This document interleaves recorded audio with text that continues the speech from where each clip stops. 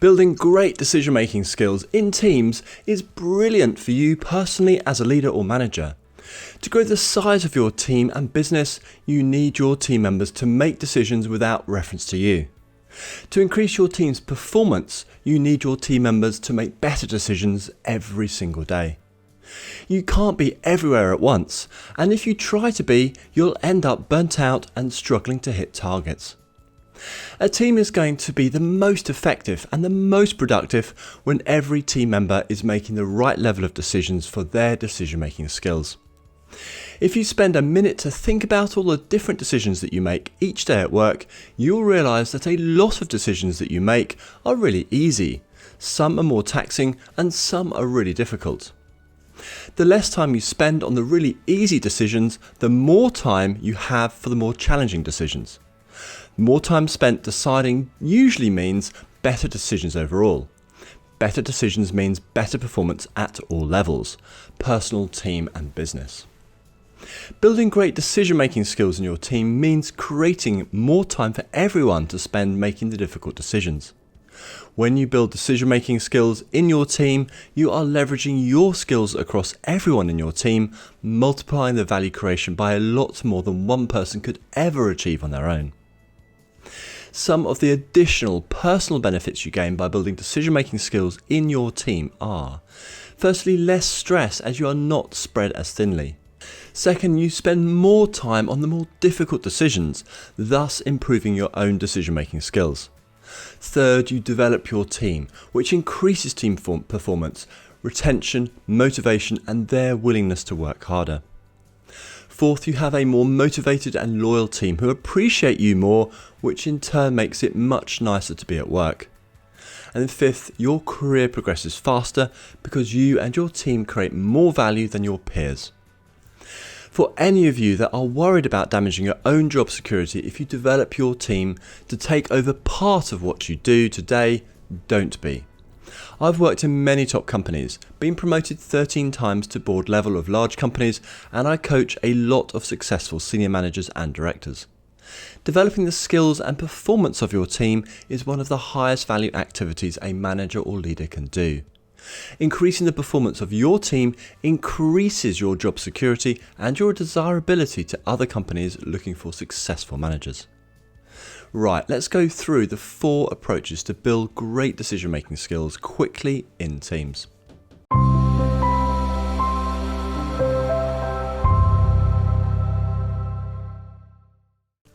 My name is Jess Coles. If you're new here, Enhance.training provides resources and courses for you to build management expertise and confidence to lead any team to their best performance.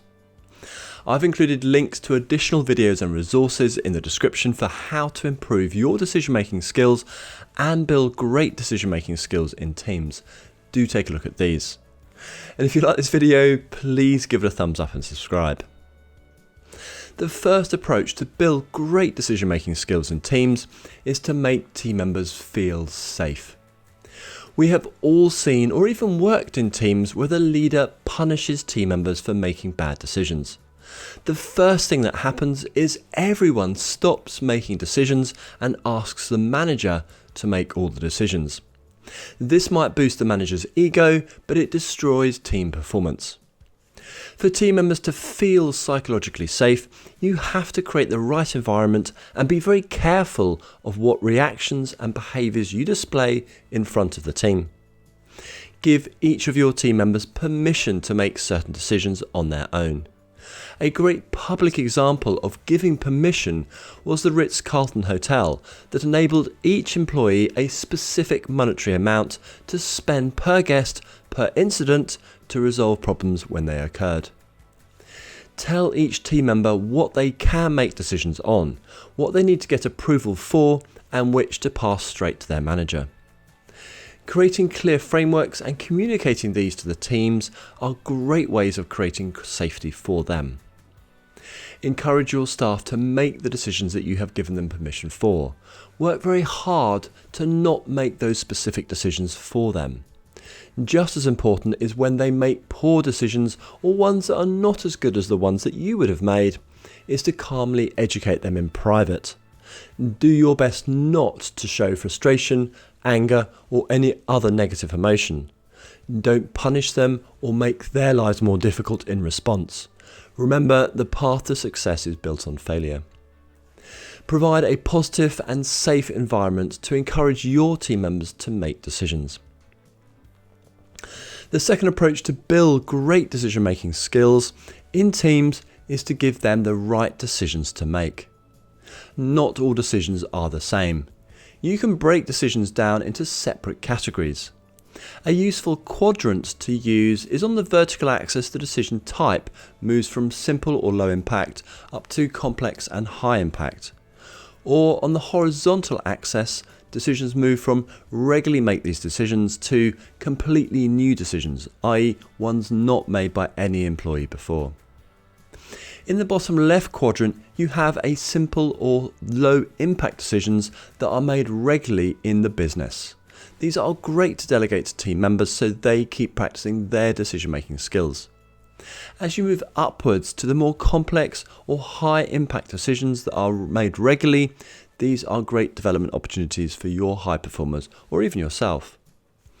On the bottom right quadrant are the simple or low impact decisions that are new. These are great development for managers to make on their own.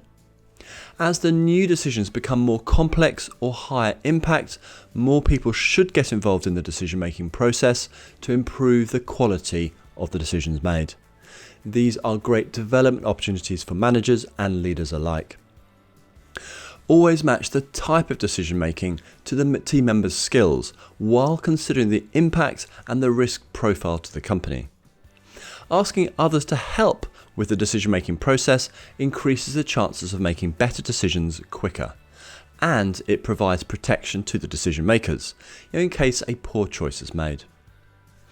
Always match the type of decision to the situation and person. The third approach to build great decision-making skills in teams is to teach, coach, and create responsibility. Developing decision-making skills in teams is a journey. Every team member starts at different skill levels and confidence. Adapt how you develop great decision-making skills to each person and to the situation. The three main stages of development, in my view, are firstly teaching, then coaching, and then reviewing. I will touch on each quickly. The teaching stage is sharing the steps to decision making. If, for example, a process might be, firstly define the decision needed, secondly understand the impacts, third analyse the options, fourth choose the best option, and fifth seek approval to implement the decision. Help your team members to get good and confident doing each of the decision making steps. Share your own examples with them or even talk through how you are approaching making current decisions. Teach your team how to make good, considered decisions. The second stage is to help coach your team members while they are making decisions. In this stage, you are asking questions, challenging and getting your team members thinking. Do not make a decision for them. Guide them to making good decisions instead. The third stage is letting them make the decisions on their own without your help. You then review the decision with them and either approve it or move back into coaching mode to move them to a better decision. Always flex your development approach to the person and the situation that you have in front of you. The fourth approach to building great decision-making skills in teams is to keep your team members practicing their decision-making skills. Decision-making is a skill, and like any skill, you need to practice it to maintain and improve that skill. Here are 5 ways that you can get your team members practicing their decision-making skills.